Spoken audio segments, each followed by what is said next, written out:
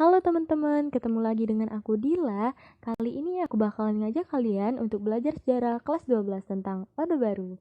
Oke deh, kita awali dari konsep pemerintahan Orde Baru ya. Pemerintahan Orde Baru adalah masa kekuasaan Presiden Soeharto, pengganti dari Presiden Soekarno.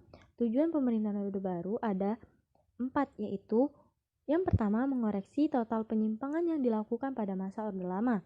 Yang kedua, penataan kembali seluruh aspek kehidupan rakyat, bangsa, dan negara Indonesia. Yang ketiga, Pancasila dan Undang-Undang Dasar 1945 secara murni dan konsekuen. Maksudnya dalam hal ini pelaksanaannya ya, agar tidak terjadi lagi penyimpangan. Dan yang terakhir, menyusun kembali kekuatan bangsa untuk menumbuhkan stabilitas nasional guna mempercepat proses pembangunan. Masa Orde Baru berlangsung dari tahun 1967 sampai dengan 1998. Apa ya yang melatar belakangi hadirnya masa Orde Baru? Kalian penasaran gak sih? Ayo kita kupas. Jadi teman-teman, Orde Baru ini lahir karena adanya penyimpangan yang dilakukan pada masa Orde Lama. Kemudian penyelesaian peristiwa G30 SPKI yang lamban, sehingga menimbulkan kekecewaan dan juga ketidakpercayaan masyarakat terhadap pemerintah. Dan yang terakhir, perekonomian Indonesia menjadi terpuruk sehingga banyak masyarakat yang kelaparan. Kondisi politik dan ekonomi sebelum masa Orde Baru pun sangat tidak stabil. Oleh karena itu, setelah berakhirnya kekuasaan Presiden Soekarno melalui TAP MPRS nomor 30 tahun 1967, Presiden Soeharto segera menjalankan program-program yang menciptakan stabilitas politik dan ekonomi Indonesia. Langkah-langkah yang dilakukan pemerintah untuk menciptakan stabilitas politik dan ekonomi adalah dengan cara membuat kebijakan politik luar negeri, kebijakan politik dalam negeri, dan juga rehabilitasi ekonomi. Yuk kita bahas satu persatu. Yang pertama, untuk menciptakan stabilitas politik, pemerintahan Orde Baru membuat kebijakan politik luar negeri. Pada masa pemerintahan Soekarno, sebenarnya diterapkan politik luar negeri yang cenderung komunis atau blok timur.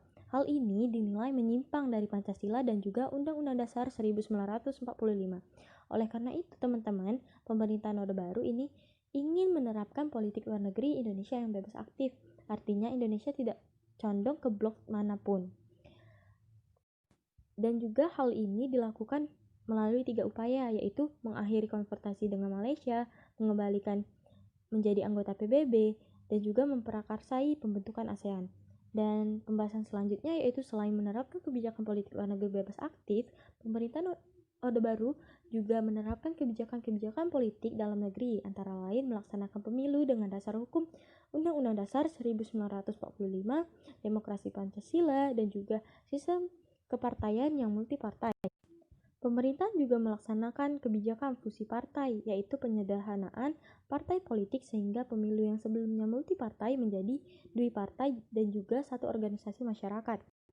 Setelah diterapkannya kebijakan fusi partai, maka pemilu selanjutnya yaitu tahun 1977 dan setiap 5 tahun setelahnya hanya ada 2 partai politik, yaitu PPP dan juga partai PDI, dan juga satu organisasi masyarakat yaitu Golkar.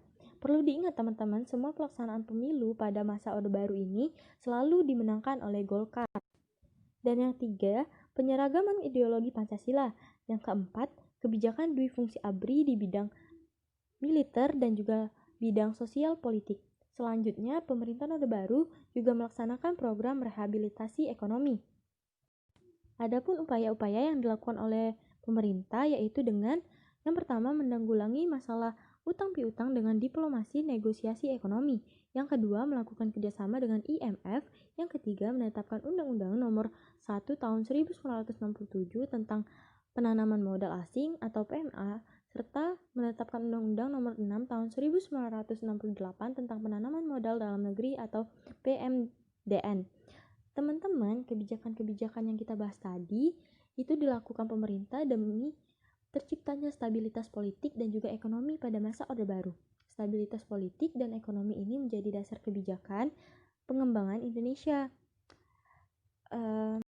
Oke deh teman-teman, sekian dulu ya pembahasan kita kali ini. Sampai jumpa di episode selanjutnya. Bye-bye.